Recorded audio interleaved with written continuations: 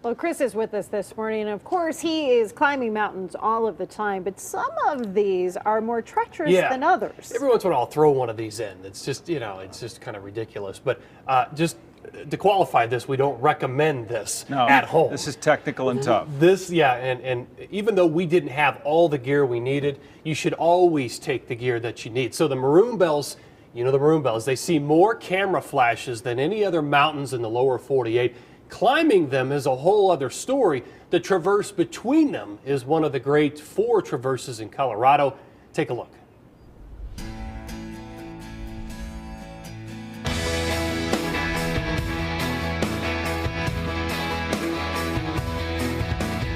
This looks fake behind you. It came down that thing. South Maroon Peak looks like a giant snow cone. It's both ice and snow. Often your best performances in life happen when you're fully committed, and this version of the Maroon Bells Traverse would demand exactly that.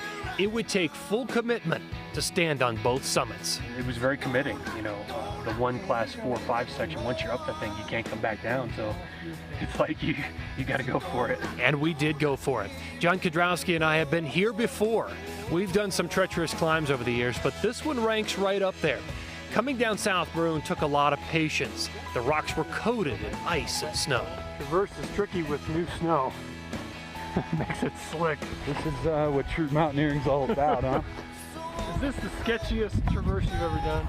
I think it is, man. It beats what we did a few years back. The Maroon Bells are comprised of 2 peaks rising to over 14,000 feet. North Maroon Peak and South Maroon Peak, icons around the world. The traverse between them is considered classic and dangerous in dry conditions. You up climb there, some glazed ice, and with a couple moves in there, you really got to be a strong rock climber to get through it without a rope. The final couple of sections leading up to the summit of North Maroon are some of my favorites. The rock is rotten, but there are still a few good handholds. But sometimes I think you have to be a little crazy to do this kind of stuff. We all have issues. Some of us drink wine. Some of us climb mountains. But that feeling of achievement, of reaching the top and knowing you gave your best, is really tough to beat, and it's addictive. Finishing on the top, south of North Maroon now. Nice job, man. Yeah, man. Woo. We'll take it, huh? Yeah. It is good teamwork, breaking the mountain down into small pieces together and then moving towards the summit, committed to the same goal.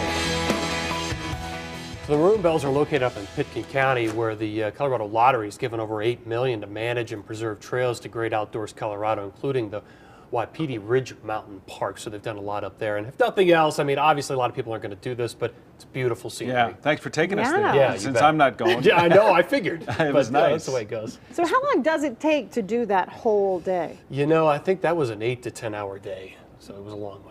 All right. Okay. Speaking of real heights, Colorado astronaut Steve Swanson is back after 6 months at the International Space Station. We'll check in with him coming up.